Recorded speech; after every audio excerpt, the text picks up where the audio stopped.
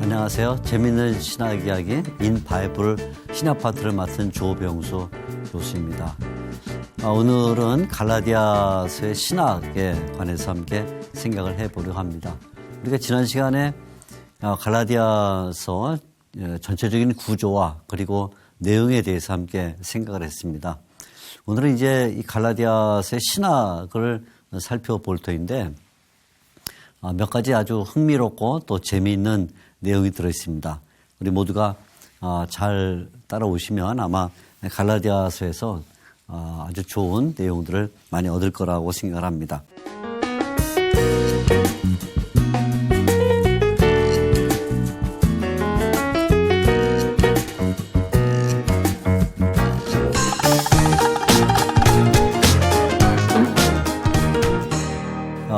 어떤 성경이든지 마찬가지지만 이 갈라디아서도 가장 먼저 우리가 믿는 하나님이 어떤 분인가 하는 점을 이야기를 해주고 있습니다. 하나님이 어떤 분인가? 1장 1절부터 이 하나님이 어떤 분인가에 대한 이야기를 시작을 합니다. 이것이 이제 사도 바울이 기록한 여러 성경들과 비교해 볼 때 가장 특징적인 갈라디아서의 한 모습이라고 생각할 수 있는데요. 1장 1절을 보면 이렇게 시작을 합니다. 사람들에게서 난 것도 아니요 사람으로 말미암은 것도 아니요 오직 예수 그리스도와 그를 죽은 자 가운데서 살리신 하나님 아버지로 말미암아, 이런 이야기가 있습니다. 여기 하나님에 대하여 설명하면서 그를 죽은 자 가운데서 살리신 하나님 아버지, 이렇게 말합니다. 한마디로 말하면 1장 1절에서 하나님이 누구냐 하면 하나님은 부활의 하나님이다, 이것이죠. 부활의 하나님입니다. 부활의 하나님이라는 이 말은 초대교회 신자들이 가지고 있던 부활 신앙에 대한 정수를 알려주는 것인데, 부활 신앙을 가지고 있을 때 죽음을 이기는 길을 얻게 된다, 이런 의미가 될 수 있습니다. 그래서 1장 1절부터 사도 바울은 하나님은 예수님을 죽은 자 가운데서 살리신 하나님 아버지, 이렇게 부름으로써 우리가 이 땅을 사는 동안 다 죽음의 위협을 받고 살지만 이 하나님을 믿을 때에 죽음을 넘어설 수 있는 길을 얻는다, 그런 의미로 보여주고 있습니다. 자, 그러니까 하나님이 부활의 하나님이다, 이 말은 결국 세상의 어떤 능력자와도 비교할 수 없는 그런 능력을 갖고 있다, 이런 뜻이 되겠죠. 왜냐하면 세상에서 죽은 자를 살려낼 수 있는 능력을 갖고 있는 사람은 없어요. 그러니까 하나님을 부활의 하나님이다, 이렇게 말하는 것은 바꿔 말하면 하나님은 능력의 하나님이다, 이런 의미가 될 수가 있다는 말씀입니다. 그럼 이 능력의 하나님이 우리에게 어떤 일을 하시는가 하면 1장 15절에 하나님께서, 이 부활의 하나님께서 우리 사람들에게 행하시는 일을 설명을 해 주는데, 사도 바울 자신과 관련해서 이 일을 설명을 합니다. 1장 15절 말씀을 보면 그러나 내 어머니의 태로부터 나를 택정하시고 그의 은혜로 나를 부르신 이가, 이런 말이 나옵니다. 자, 그러니까 우리가 가장 먼저 하나님에 대하여 말할 때 하나님은 부활의 하나님이다, 이게 이제 첫 번째 내용이죠. 하나님은 부활의 하나님이라고 말했는데, 이 부활의 하나님이라는 뜻은 다시 말하면 하나님이 능력의 하나님이다, 이런 말입니다.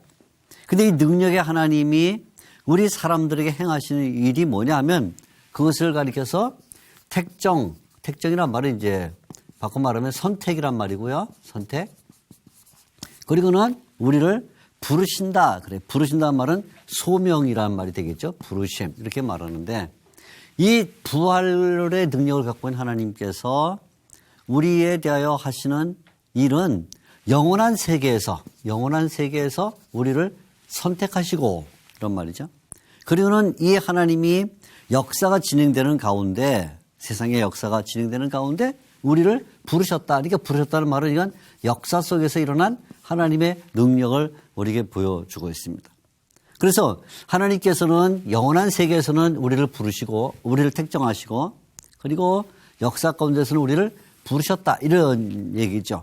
그리고는 하나님은 우리를 영원한 세계에서 택정하셨기 때문에 이 변함없는 선택과 또 역사 가운데서 우리를 부르시는 이 일이 또 어떤 일로 나타나냐면 우리에게 이 일을 맡기신다, 직분을 맡기신다 이렇게 말해주고 있습니다. 그래서 사도 바울 자신이 하나님이 능력의 하나님이시고 또 그분은 선택과 그리고 소명의 하나님이신데 이 소명이란 말을 바꿔 말하면 일꾼으로 삼으신다 이렇게 말하고 있어요. 그래서 2장 8절 보면 사도 바울이 이렇게 말합니다. 베드로에게 역사하사 그를 할례자의 사도로 삼으시니가 또한 내게 역사하사 나를 이방인의 사도로 삼으셨느니라. 베드로는 유대인을 위한 사도로 삼으시고 바울 자신은 이방인을 위한 사도로 삼으셨다 이렇게 말합니다.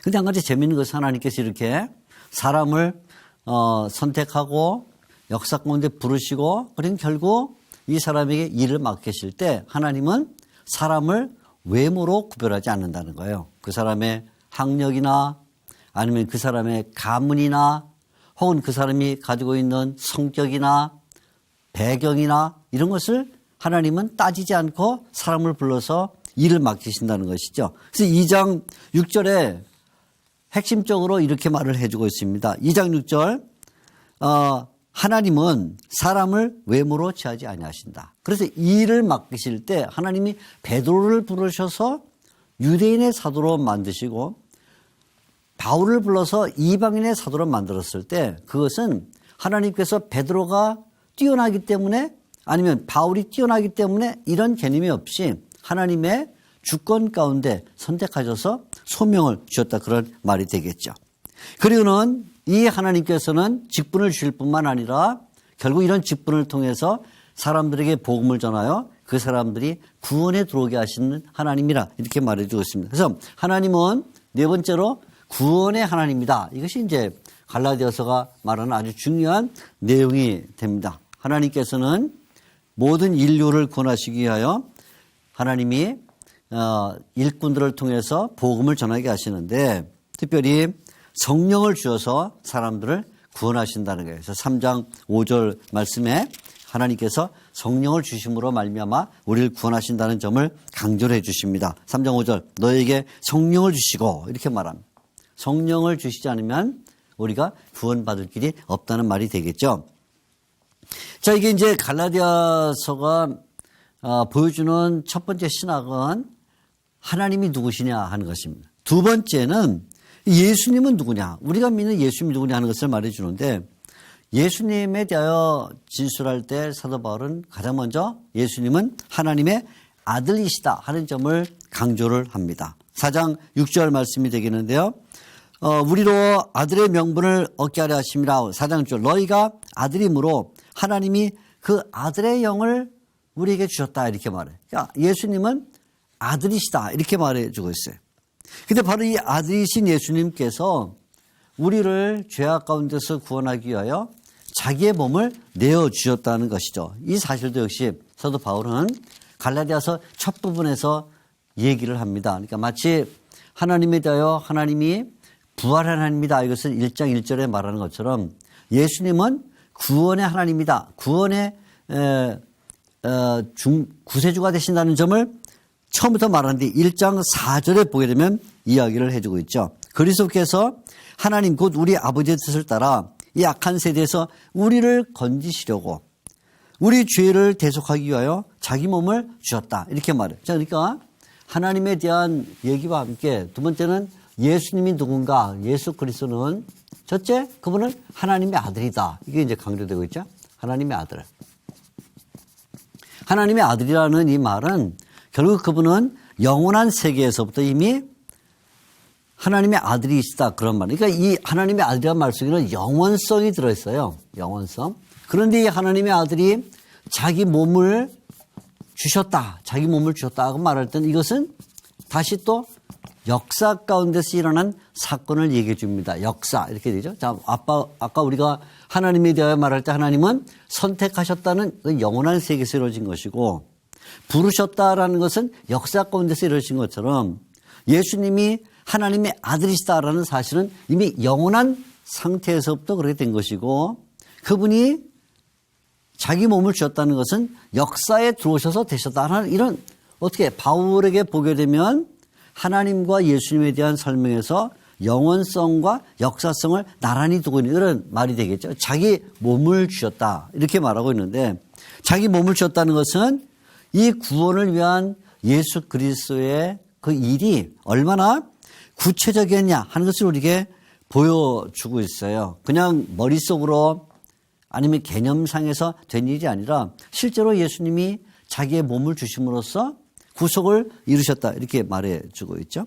그렇게 함으로써 예수님은 우리를 율법의 저주에서 구원해내셨다는 거예요. 율법의 저주. 자, 이 말이 이제 참 중요한 말인데요. 우리가 조금 이따 더 이 율법의 문제를 생각을 해보겠지만 율법의 저주에서 구속했다 이렇게 말해주고 있어요.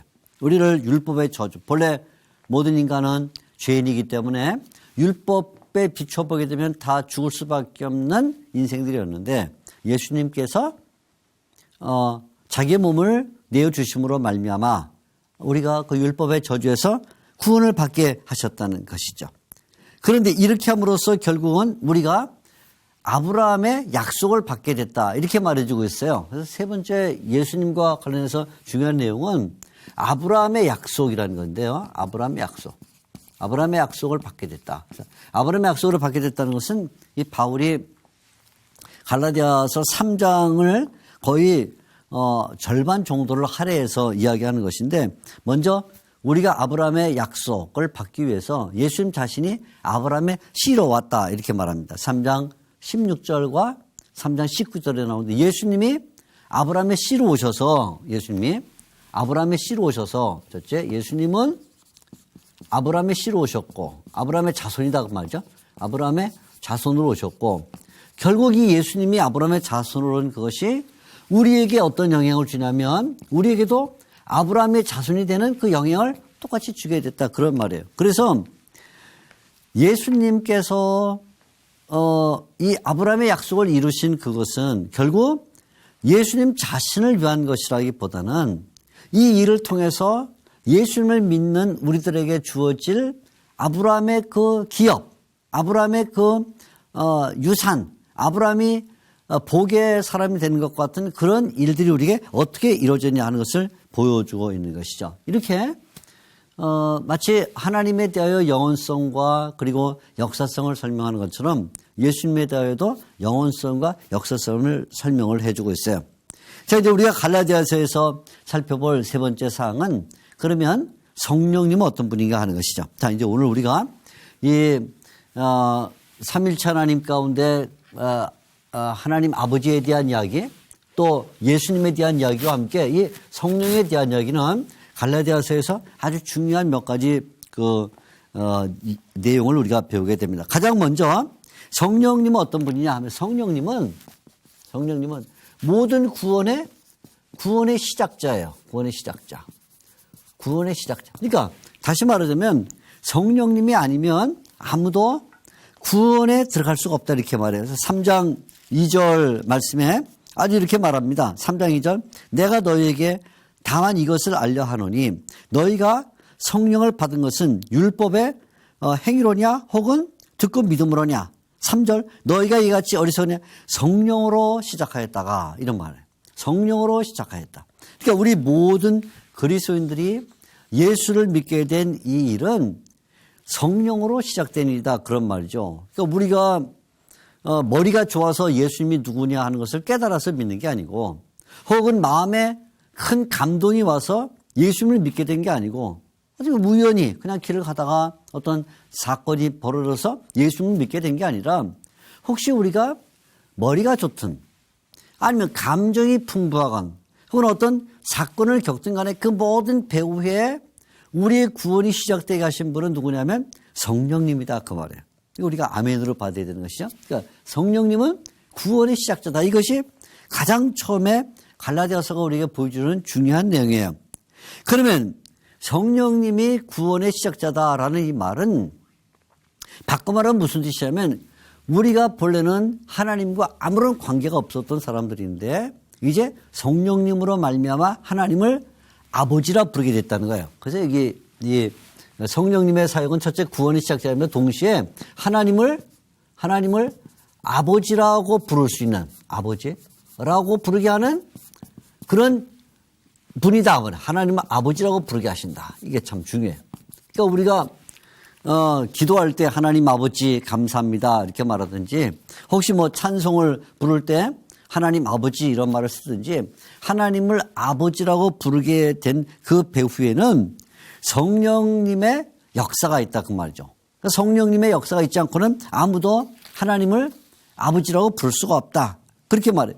그래서 이제 신자들은 하나님을 아버지라고 부르게 됐기 때문에 그 성령님을 따라 살아야 된다는 것입니다. 그래서 세 번째로 이 갈라디아서가 성령님에 대해서 말할 때는 성령을 따라 살아라. 성령을 따라 사는 삶.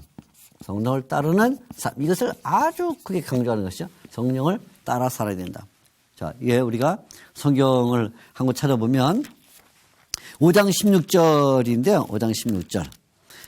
아주 중요한 내용을 이렇게 말해요. 내가 이르노니 너희는 성령을 따라 행하라. 이렇게 말해요. 성령을 따라 행하라. 성령을 따라 행하라는 말은 성령을 따라 살아라 그런 말이죠.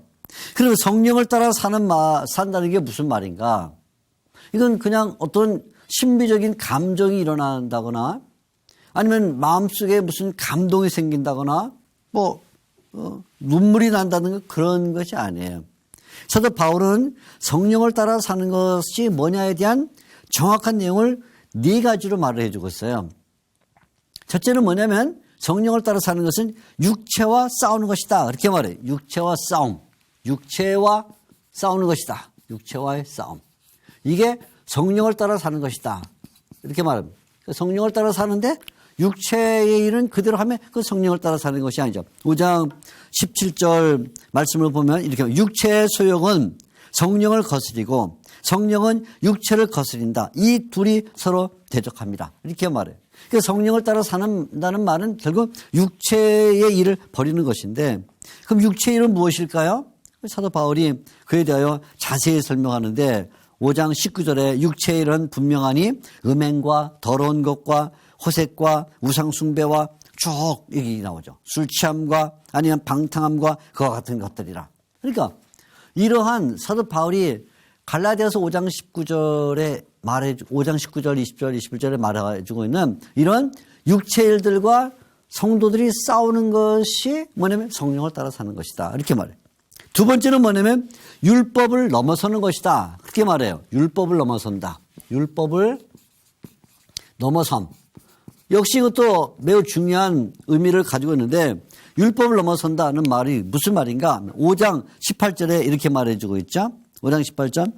너희가 만일 성령의 인도하시는 바가 되면 율법 아래 있지 아니하리라. 이 말은 뭐냐면 우리가 성령을 받기 전에는 율법을 지킨다는 것은 억지로 지키는 거예요. 별로 지키고 싶지 않고 하고 싶지 않고 마음에 들지 않지만 억지로 지키는 것이죠. 그러나 성령을 받고 나면 그때부터는 사람이 하나님의 뜻을 알게 되고 하나님의 은혜를 체험하고 그리고 아브라함의 약속을 받은 사람이 됐기 때문에 그때부터는 성령의 뜻을 따라서 율법을 자동적으로 지키게 된다. 그래서 율법을 넘어선다는 이 말은 율법을 버린다는 뜻이 아니라 오히려 전에는 억지로 율법을 지켰다면 억지로 이제는 자발적으로 율법을 지키게 돼서 이 율법을 지키는 윤리가 옛날에는 강제적인 그런 윤리였다면 이제는 자유로운 율법을 지키는 게 돼서 그런 기쁨과 자유를 얻게 됐다 그런 말이죠. 그래서 성령을 따라 사는 삶은 율법과의 관계에서 보면 율법의 메인 삶이 아니라 율법을 오히려 넘어선 삶이다 이렇게 말할 수가 있어요. 세 번째는 성령을 따라 사는 삶은 하나님의 나라를 유업으로 받는 거예요. 그래서 세 번째가 하나님 나라를 유업으로 받는다. 이 점을 사도 바울이 강조를 해주고 있습니다. 하나님 나라를 유업으로 받는다. 자, 이 말씀은 5장 21절에 나오는 말씀인데 이렇게 말합니다. 5장 21절 또 그와 같은 것들이라 이렇게 말한 다음에 전에 너에게 경계한 것 같이 경계하노니 이런 일을 하는 자들은 율법의 일이에요. 음행과 술 취함과 방탕함과 이런 일을 하는 자들은 하나님의 나라를 유업으로 받지 못할 것이요. 그러니까 결국 반대로 말하면 성령을 따라 사는 사람은 하나님의 나라를 받는다. 율법을 따라 사는 사람은 하나님의 나라를 못 받는 말이죠. 그러니까 성령을 따라 사는 사람은 하나님의 나라를 받아요. 그래서 성령을 따라 사는 사람은 이제부터는 그 목적이 하나님 나라를 어떻게 이루어갈 것인가 거기에 목적을 가져요. 밥을 먹든지 물을 마시든지 길을 걸어가든지 일을 하든 사업을 하든 아니면 공부를 하든 무슨 일 하든지 간에 내가 하는 이 일을 통해서 어떻게 하나님의 나라를 이룰 것인가 라는 것을 목적으로 삼는 사람 누구냐면 성령을 따라 사는 사람이다 이렇게 말해주고 있죠. 네 번째는 성령을 따라 산다는 것은 자 이제 우리가 아주 중요한 것인데요. 그것은 성령의 열매를 맺는 거예요. 자 여기에 네 번째가 성령의 열매를 맺는다. 성령의 열매 이렇게 말해주고 있어요. 성령의 열매를 맺는다. 이 말은 우리가 그 갈라디아서를 통해서 배우는 성령님과 관련된 아주 중요한 내용인데 성령의 열매 사도 바울이 사랑과 희락과 화평 또 오래 참음 자비 양선 충성 온유 절제 이렇게 말할 때 우리가 보통 9가지의 성분들을 얘기를 하고 있는 것이죠. 사랑, 희락, 화평, 오래 참음 자비 양선 충성 온유 절제 이렇게 말하는데 성령의 열매 우리가 성령의 열매라 이렇게 말하는데 이 성령의 열매라는 말 속에는 중요한 것이 들어있어요. 첫째 성령을 따라 사는 사람은 성령의 열매를 맺는데 첫째는 이것은 성령의 열매예요. 성령의 열매. 성령의 열매. 이 점이 강조돼요. 성령의 열매. 그러니까 열매긴 한데 이것은 우리가 자발적으로 생산할 수 있는 열매가 아니라는 거예요. 우리가 씨앗을 심어서 자라게 할 수 있는 열매가 아니라 이것은 성령의 열매이기 때문에 성령님께서 주셔야만 성령님께서 역사하셔야만 성령님께서 은혜를 베풀어 주셔야만 맺을 수 있는 열매다. 그래서 이 성령의 열매란 말은 성령이 주신 거기 때문에 초자연적 열매다. 이렇게 말할 수 있어요. 초자연적이다. 맞죠? 그러니까 인간의 본성에서 아니면 인간의 머릿속에서 인간의 능력으로 낼 수 있는 열매가 아니라 오직 성령께서 주셔야만 되는 열매다. 초자연적이다. 그러나 동시에 이번에는 이것은 성령의 열매인데 성령의 열매예요. 열매. 이번에 열매라는 것을 강조하게 되는 것이죠. 열매라는 것은 어때요? 열매는 세상에는 어떤 열매든지 간에 씨를 심자마자 열매가 맺는 나무는 없어요. 그런 나무 같은 거는 아마 공장에서 찍어낸 플라스틱 나무에 플라스틱 열매를 달면 될지 모르지만 실제로 살아있는 나무, 실제 나무는 어떤 것이든지 간에 심으면 어느 정도 과정이 지나야만 성장하는 과정이 지나야만 열매를 맺게 돼요. 그 말은 뭐냐면 결국 열매란 말 속에는 자연적이다. 그 말이죠. 자연적이다. 그러니까 성령의 열매는 기원, 그 성령의 열매가 어디서 나오냐는 기원과 관련해서 보면 기원, 초자연적이지만 그것이 시간이 지나서 자라야 된다. 그러니까 사랑과 희락과 화평 이런 것들은 그냥 갑자기 사랑이 주어지고 갑자기 희락이 주어지는 게 아니라 상당한 시간이 성화의 기간을 거쳐서 연습하고 훈련을 받아야만 비로소 그것이 된다. 그래서 이것은 이 성장과 관련해서는 자연적이다 이렇게 말할 수 있는 거예요. 그러면서 세 번째 중요한 건 뭐냐면 성령의 열매란 말은 이것은 본래 원어 헬라어상으로는 단수예요. 우리가 지금 단수라는 점에 상당히 강조를 해야 되는데요. 무슨 얘기냐면 사도 바울이 성령의 열매들은 이렇게 말하지 않고 성령의 열매는 이렇게 단수로 말했어요. 그러니까 우리가 사랑과 희락과 화평과 해서 9가지를 말할 때 성령의 열매는 9가지다 이렇게 말하면 사실은 표현이 잘못된 거예요. 성령의 열매 하나인데 단수 성령의 열매 하나인데 이 하나의 열매에 9가지 맛이 들어있어요. 그래서 하나의 열매에 9가지 맛이 들어있다. 이렇게 보면 돼. 9가지 맛이.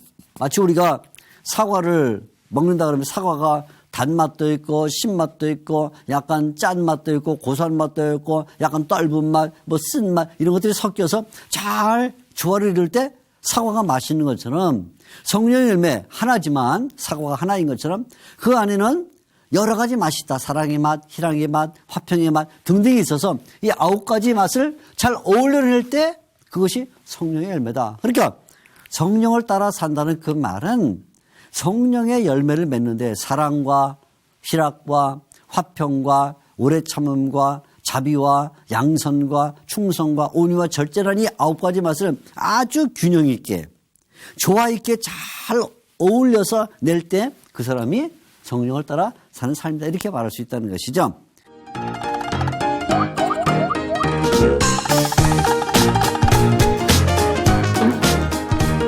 자, 이제 이렇게 우리가 하나님 그리고 또 예수님 또 성령님에 대하여 배우고 나면 한 가지 이제 더 공부할 게 뭐냐면 아까 우리가 예수님은 율법의 저주를 이기기 위해서 자기 몸을 주었다 이렇게 말했고요. 또 성령님은 율법을 넘어서게 하신다 이렇게 말해서 이 사도 바울이 예수님과 관련해 말할 때도 율법을 말하고 성령님과 관련해서 말할 때도 율법을 말하는데 그러면 율법이 도대체 뭐냐 하네. 율법이 뭐냐. 자, 이 갈라디아서는 우리에게 율법이 뭐냐 하는 것에 대하여 아주 중요한 사상을 보여주고 있는데 율법은 믿음이 오기 전까지 믿음의 시간 전까지 율법이 하나님에 의해서 주어졌다 이렇게 말해주고 있어요. 3장 23절 말씀을 보면 율법에 대한 정의가 나오는데 3장 23절 율법은 뭐냐? 율법은 3장 23절 믿음이 오기 전에 우리는 율법 아래 메인 바가 되고 계시될 믿음의 때까지 갇혔느니라 이렇게 말해서 율법은 뭐냐면 믿음이 오기 전까지 믿음 전이라는 시간에 두 가지 역할을 했는데 하나는 우리를 매는 것 또 하나는 우리를 가두는 것이다 이렇게 말했어요. 가두는 것. 이 두 가지. 첫째 율법은 매는 것과 둘째 율법은 가두는 것이다 이렇게 말하고 있습니다. 무슨 말이냐면 율법은 사람들이 자꾸 악의 길로 가려고 할 때 그 사람을 가지 못하도록 매는 것이고 사람들이 죄의 길로 가려고 할 때 율법은 그 사람을 가두는 것이다. 그런 말이죠. 그래서 율법은 죄를 짓지 못하게 만들고 악으로 나가지 못하게 만드는 그런 기능을 한다. 방지의 기능을 하는 것이다. 이런 말이에요. 우리를 매고 가둔다. 그런 말인데 마치 무슨 얘기냐면 뜨거운 난로가 지금 방 안에 타고 있다 이렇게 생각을 하면 그 뜨거운 난로에 어린아이가 막 다가가서 그 난로를 손으로 대거나 뭐 이러면 얼마나 큰일이 벌어지겠어요. 그래서 보통 사람들은 뜨거운 난로가 있으면 거기에 아이들이 다가오지 못하도록 철망을 새 울타리를 쳐서 다가오지 못하게 해요. 그러니까 율법이란 것은 우리가 죄나 악으로 접근하지 못하도록 막는 역할을 한다. 그런 말이죠. 그래서 이 율법은 마치 어린아이들이 죄와 또는 실수와 잘못에 빠지지 않도록 하기 때문에 율법에 대하여 이 율법은 아동교사와 같다 그렇게 설명을 하는 것이죠. 3장 24절 말씀을 보면 3장 24절 이같이 율법이 우리를 그리스도로 이룬다는 초등교사가 됐다. 초등교사와 같더니 마치 초등교사는 뭐냐면 어린아이들이 무슨 어린이 동물원이나 이런 데 가게 되면 한번 어린이들은 코끼리도 한번 만져보고 싶고 뭐 사자한테 가서 뭐 밥도 주고 싶어 할 때 어린이들 막 다가가잖아요. 그럼 얼마나 위험해. 그럼 선생님이 아이들이 못 가도록 잡아요. 또 이 아이가 또 코끼리 쪽 가려면 잡아요. 할 때 이 잡는 것이 아이들을 속박하고 구속하는 거지만 그것은 나쁜 의미가 아니라 좋은 의미예요. 그래서 아이를 죄와 악으로부터 방지하는 것 같은 초등교사다. 그러니까 율법은 전부 하나님이 우리에게 은혜로 주신 것이다. 은혜로 준 것이다. 은혜로 주셨는데 이 은혜로 주심으로 말미암아 우리가 결국 어떤 결과를 얻게 되냐면 예수님께로 나가겠다 그 말이에요. 그래서 자 여기 3장 24절 말씀 보면 3장 24절 중요한 말이에요. 이같이 율법이 우리를 그리스도께로 인도하는 초등교사가 됐다. 그러니까 율법은 그 목적 자체가 뭐냐면 우리를 예수님께로 인도해가는 목적이다. 그래서 예수님은 율법은 초등교사라면 예수님은 뭐냐면 예수님은 전문교사예요. 전문교사. 그래서 우리가 이 율법을 통해서 결국은 누굴 만나냐면 예수님을 만나게 한다. 그런 말이죠. 그러니까 우리는 구약 성경에 나오는 율법을 볼 때 이 율법을 우리를 자꾸 억제하고 매죠. 또 우리를 가둬서 귀찮게 만드는 그런 귀찮은 존재가 아니라 율법을 잘 알면 누구를 만나게 되냐면 예수님을 만나게 된다. 그렇게 말해주고 있어요. 그래서 결국 우리가 이 율법을 통해서 예수님을 만남으로 의롭게 된다는 것이 무엇인지를 배우게 되는 것이죠. 그래서 3장 24절을 보면 이같이 율법이 우리를 그리스도께로 인도하는 초등교사가 되어 우리로 하여금 믿음으로 말미암아 의롭다함을 얻게 하였다. 그러니까 율법을 잘 읽어보면 그 율법 속에 이미 우리가 믿는 이신칭의 중요한 교리 들어있고 바로 그 내용을 알므로써 예수 그리스도를 만나서 진정한 칭의가 무엇인가를 배우게 하는 그런 역할을 한다. 그러니까 율법은 한마디로 말하면 바울에게는 하나님의 은혜라는 긍정적 의미를 가지고 있는 것입니다. 오늘 우리가 갈라디아서를 통해서 몇 가지 중요한 신학을 배웠는데 잘 기억하셔서 갈라디아서를 읽을 때 큰 유익이 되기를 바랍니다. 감사합니다.